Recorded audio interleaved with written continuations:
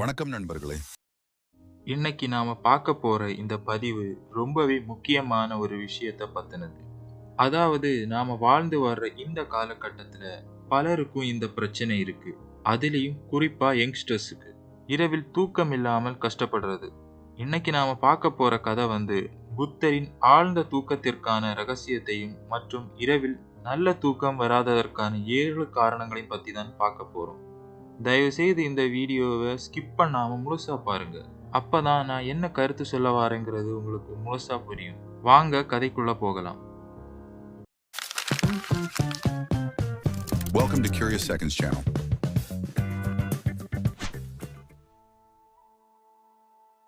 ஒரு நாள் துறவி ஒருத்தர் ஒரு கிராமத்திற்கு வராரு. அப்போ அந்த பக்கமா போன பணக்காரர் ஒருத்தர் அந்த துறவியை பார்க்கறாரு. அந்த பணக்காரருக்கும் ரொம்ப நாளாவே ஒரு பிரச்சனை இருக்கு. அந்த பணக்காரரும் அவருடைய அந்த பிரச்சனைக்கான தீர்வை பல நபர்கள் கிட்ட கேட்டு பார்த்தாரு. ஆனாலும் அவருடைய பிரச்சனை மட்டும் சரியாகல.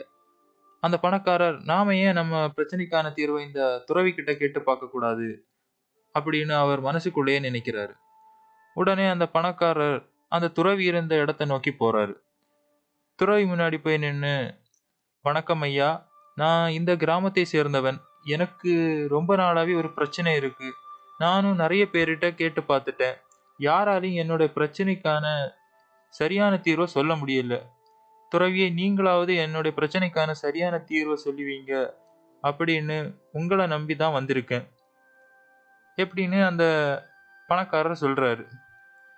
அதன் பிறகு அந்த துறவி அந்த பணக்காரர்கிட்ட கேட்கிறாரு, தம்பி, நீ பிரச்சனைன்னு சொல்ற, ஆனா என்ன பிரச்சனைன்னு கொஞ்சம் தெளிவா சொல்லுப்பா அப்படின்னு அந்த துறவி கேட்கிறாரு.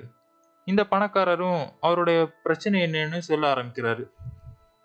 ஐயா, எனக்கு இரவெல்லாம் தூக்கம் வராம கஷ்டப்படுறேன். கடினமா முயற்சி செஞ்ச பிறகும் இரவு ரொம்ப நேரம் வரை என்னால தூங்க முடியல. நான் தூங்கும்போது கூட இரவு முழுவதும் பக்கவாட்டில் திரும்பிக் கொண்டே இருக்கிறேன். காலையில் எழுந்ததும் உடல்நிலை சரியில்லாத போல் உணர்கிறேன். மேலும் சோர்வாகவும் அமைதியின்மையாகவும் உணர்கிறேன். தயவு செய்து இந்த பிரச்சனைக்கு ஏதாவது தீர்வு இருந்தா சொல்லுங்க துறவிய அப்படின்னு பணக்காரர் தன்னோட பிரச்சனையை பத்தி சொன்னாரு.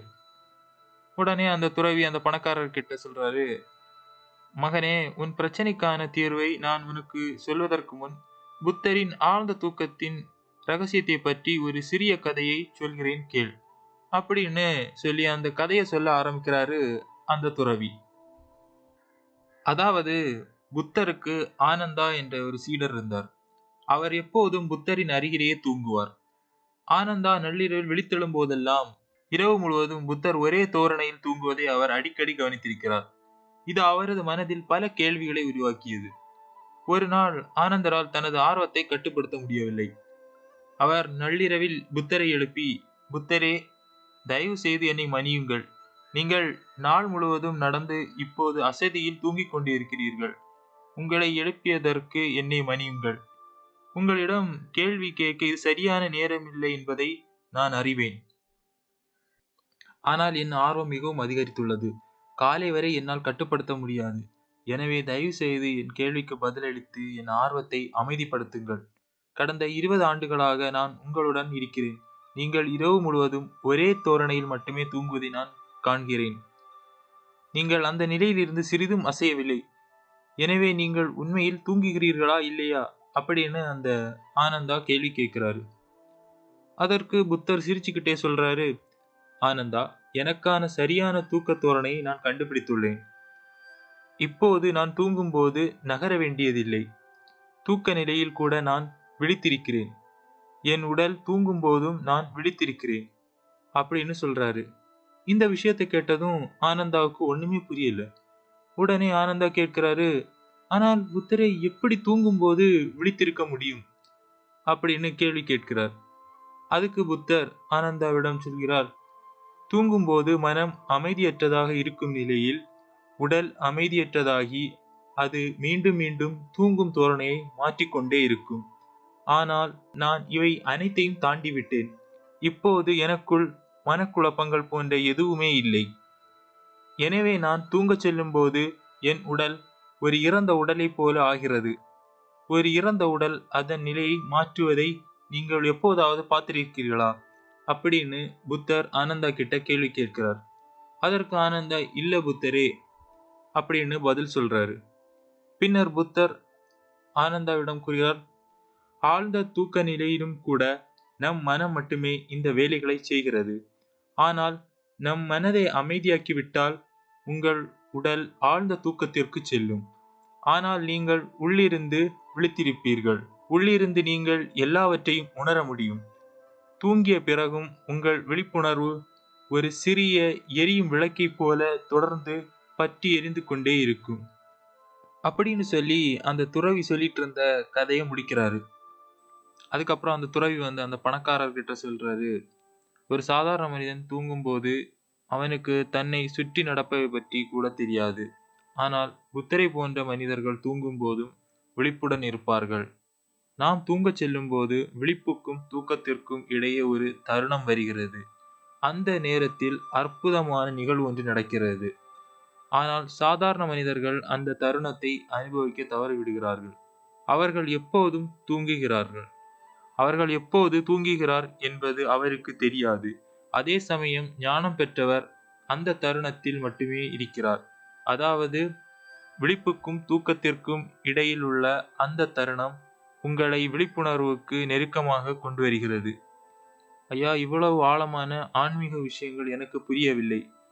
எனக்கு ஏன் நல்ல தூக்கம் வரவில்லை என்பதை எளிமையான வார்த்தைகளில் எனக்கு விளக்குங்கள் என்று அந்த துறவி கிட்ட அந்த பணக்காரர் கேட்கிறாரு. இந்த பணக்காரர் இப்படி சொன்னதை கேட்டது இந்த துறவி சிரிச்சுக்கிட்டே சொல்றாரு, ஒரு நல்ல தூக்கம் வராததற்கு 7 காரணங்கள் இருக்கு. முதல் காரணம், நீ உன் படுக்கையில் தூங்குவதை தவிர வேறு ஏதாவது வேலை செய்வதை தவிர்க்க வேண்டும். ஆனால் பலரும் படுக்கையில் உணவு உண்ணும் பழக்கம் உள்ளது. படுக்கையில் படுத்துக்கொண்டே மொபைல் போன்களில் வீடியோக்களை பார்ப்பது, விளையாடுவது, படுக்கையில் இருந்து பேசிக்கொண்டே இருப்பது, இது போன்ற விஷயங்களை செய்யக்கூடாது. படுக்கை அறை என்பதன் அர்த்தம் அது தூங்குவதற்கான இடம். ஆனால் மக்கள் அதை வேறு நோக்கங்களுக்காக பயன்படுத்துகிறார்கள். இதன் காரணமாக படுக்கை அறை என்பது நம் மூளையில் ஒரு திட்டவட்டம் அல்லாத ஒரு அர்த்தத்தை கொண்டிருக்கிறது. நீ எப்போது படுக்கைக்கு தூங்கச் சென்றாலும் உன் மனம் அதை முழுமையாக ஏற்றுக்கொள்ளாது. இப்போது நீ தூங்க வேண்டும் என்று விரும்பினாலும் உன்னால் விரைவாக தூங்க முடியாது. நல்ல தூக்கம் வராமல் இருப்பதற்கு இதுவே ஒரு பெரிய காரணம்.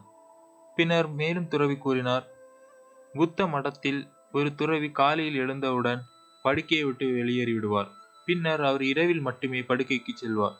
இதன் மூலம் அவரது மூளைக்கு படுக்கை என்பது ஆழ்ந்த தூக்கத்திற்கான இடம் என்று தெரியும். ஆழ்ந்த மற்றும் நல்ல தூக்கம் வராததற்கான இரண்டாவது காரணம், ஒரு குறிப்பிட்ட படுக்கை நேர அட்டவணை இல்லாதது. நீங்கள் அதிகாலையில் எழுந்து முழு தூக்கத்தையும் பெற விரும்பினால் இரவில் சீக்கிரமாகவும் ஒரு குறிப்பிட்ட நேரத்திலும் படுக்கைக்கு செல்லும் பழக்கத்தை நீங்கள் ஏற்படுத்திக் கொள்ள வேண்டும். நாம் தொடர்ந்து ஒரு குறிப்பிட்ட நேரத்தில் தூங்கும்போது நம் மனம் அதற்கேற்ப சுறுசுறுப்பாக மாறும். பின்னர் அந்த நேரத்தில் நீங்கள் தானாகவே தூக்கத்தை உணரத் தொடங்குவீர்கள். ஒரு நல்ல தூக்கம் இல்லாததற்கான மூன்றாவது காரணம், தூங்கும் முன் எதிர்மறையான விஷயங்களை பற்றி சிந்திப்பது. உங்கள் மனதில் எதிர்மறையான எண்ணங்களுடன் இரவில் தூங்கச் சென்றால் உங்கள் மனம் அமைதியற்றதாகிவிடும். இது உங்கள் தூக்கத்தை தொந்தரவு செய்யும்.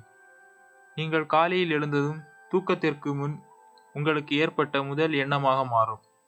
நாம் தூங்க போகும்போது நமது ஆழ்மனம் மிகவும் சுறுசுறுப்பாக இருக்கும்.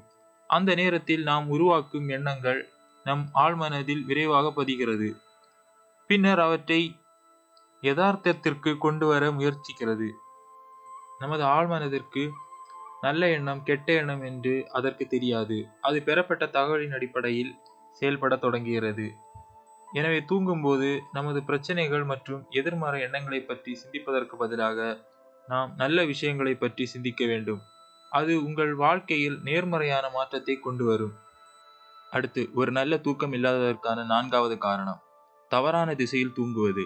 நீங்கள் தூங்கும்போது வடக்கு திசையில் தலை வைத்து தூங்கக்கூடாது. ஏனென்றால் நாம் வடக்கு திசையில் தலை வைத்து தூங்கும்போது பூமியின் காந்தப்புலத்தால் நம் உடலில் இருந்து அதிக இரத்தம் மூளையை நோக்கி செலுத்த முயற்சிக்கிறது. மேலும் மூளையில் காணப்படும் மிக மெல்லிய நரம்புகள் காரணமாக அவை வெடிக்கவும் அபாயம் உள்ளது. ஒருவர் வயதானவராகவோ அல்லது பலவீனமானவராகவோ இருந்தால் அவர் இந்த காரணத்தால் இறக்கவும் கூடும். கால்நடைகள் மற்றும் விலங்குகள் ஓய்வெடுக்கும் போது இயற்கையாகவே தங்கள் உடலை தெற்கு திசையில் தலை வைத்து ஓய்வெடுக்கும். மேலும் ஒரு ஆராய்ச்சியில் மக்கள் தெற்கு திசையில் தலை வைத்து தூங்கும்போது அவர்களின் இரத்த அழுத்தம் குறைகிறது மற்றும் அவர்களின் தூக்கத்தின் தரம் மேம்படுகிறது. எனவே ஒருவர் எப்போதும் தெற்கு அல்லது கிழக்கை நோக்கி தலை வைத்து படுப்பதே சிறந்தது. அடுத்து, ஒரு நல்ல தூக்கம் இல்லாததற்கான 5வது காரணம். மக்கள் தங்கள் தூக்க நிலையில் செய்யும் எளிய தவறுகள். மக்கள் தங்கள் தூக்க நிலையை பற்றி கவலைப்படாமல் ஏதோ ஒரு நிலையில் தூங்குவது. நாம் தூங்கும்போது நமது முதுகெலும்பு நேராக இருப்பதைப் போல் பார்த்து கொள்ள வேண்டும். நாம் நேராகவும் படுத்து தூங்கலாம் அல்லது இடது பக்கமாகவும் படுத்து தூங்கலாம். நாம் இடது பக்கமாக படுத்து தூங்கும்போது அது நமது செரிமானத்திற்கு உதவுகிறது. மேலும் இடது பக்கமாக தூங்கும்போது குறைவான கனவுகளே வரும். இந்த நிலையிலிருந்து நீங்கள் தூங்கும்போது எந்த ஒரு கெட்ட கனவும் வராது. இரவு நேரங்களில் தூக்கம் வராமல் கஷ்டப்படும் இளைஞர்கள் இடது பக்கமாக தூங்க முயற்சியுங்கள். அது உங்களுக்கு உதவி செய்யும். ஒரு நல்ல தூக்கம் வராததற்கான 6வது காரணம். இரவில் தாமதமாக கனமான உணவுகளை உட்கொள்வது.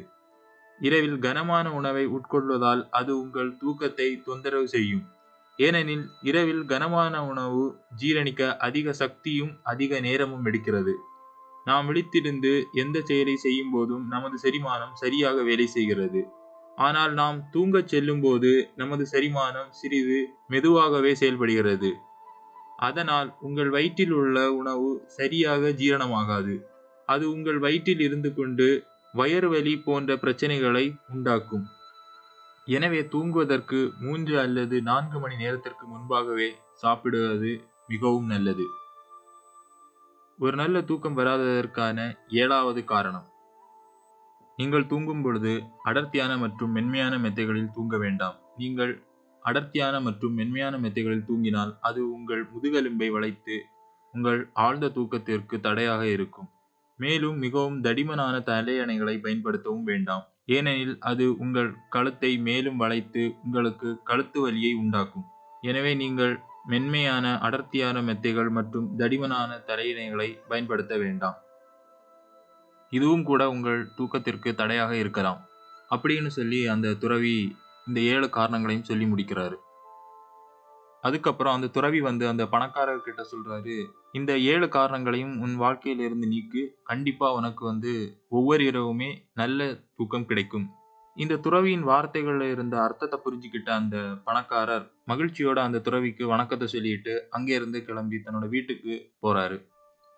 நண்பர்களே, இவ்வளோ நாளா நீங்க என்னோட வீடியோக்கள்ல கேட்டது என்னோட வாய்ஸே கிடையாது. அதெல்லாம் ஏஐ ஜென்ரேட்டட் வாய்ஸ்.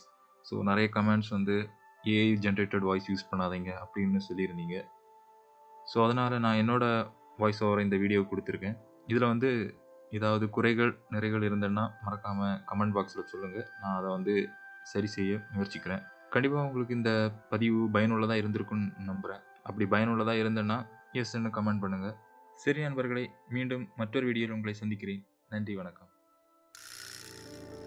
மேலும் இது போன்ற நல்ல நல்ல கதைகளை தொடர்ந்து பார்த்து மகிழ இந்த சேனலை சப்ஸ்கிரைப் செய்யுங்கள். உங்கள் கருத்துக்கள் மற்றும் வேறு எந்த மாதிரி கதைகளை பார்க்க விரும்புகிறீர்கள் என்று காமெண்ட் பாக்ஸில் தெரிவியுங்கள். இந்த வீடியோ பிடித்திருந்தால் லைக் மற்றும் உங்களுக்கு பிடித்தவங்களுக்கு ஷேர் செய்யுங்கள்.